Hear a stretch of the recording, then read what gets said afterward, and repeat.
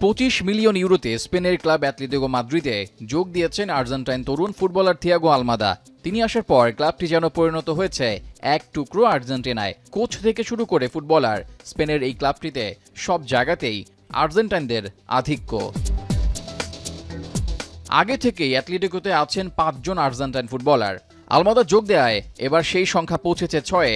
গত মৌসুমে Angel Korea club না ছাড়লে ক্লাবটির স্কোয়াডে থাকত 7 জন আর্জেন্টাইন ফুটবলার।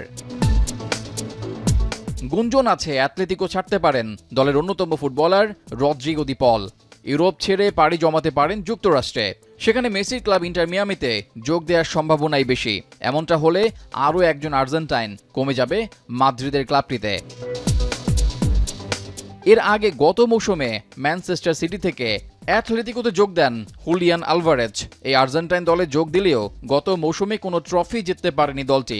এমনকি প্রথম দিকে লা লিগায় সবার উপরে থাকলেও সময়ের সাথে সাথে প্রতিযোগিতা থেকে ছিটকে যায় দিয়েগো সিমিওনের দল। মৌসুম শেষ করে টেবিলের 3 নম্বরে থেকে। সফলতা না থাকলেও সিমিওনে যেন আর্জেন্টাইনদের উপরেই ভরসা রাখতে চাচ্ছেন। অবশ্য এ নিয়ে সামাজিক যোগাযোগ মাধ্যমে এই কোচকে কটাক্ষের শিকার হতে হচ্ছে। অনেকেই বলছেন সিমিওনে নিজে আর্জেন্টাইন, তাই দলে দেশের ফুটবলার দিয়ে সিন্ডিকেট তৈরি করতে চাচ্ছেন। গত মৌসুমে কোনো ট্রফি না জিতলেও 3 নম্বরে থেকে লা লিগা শেষ করেছে অ্যাটলেটিকো। তাই আসছে চ্যাম্পিয়ন্স লিগে সরাসরি খেলার সুযোগ থাকছে মাদ্রিদের ক্লাবটির কাছে। গেল চ্যাম্পিয়ন্স লিগে শেষ 16তে রিয়ালের সাথে বিতর্কিতভাবে হেরেছে সিমিওনের দল।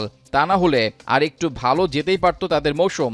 এখন দেখার বিষয় নতুন মৌসুমে কতটা সফল হতে পারে দিয়েগো সিমিওনের শিষ্যরা।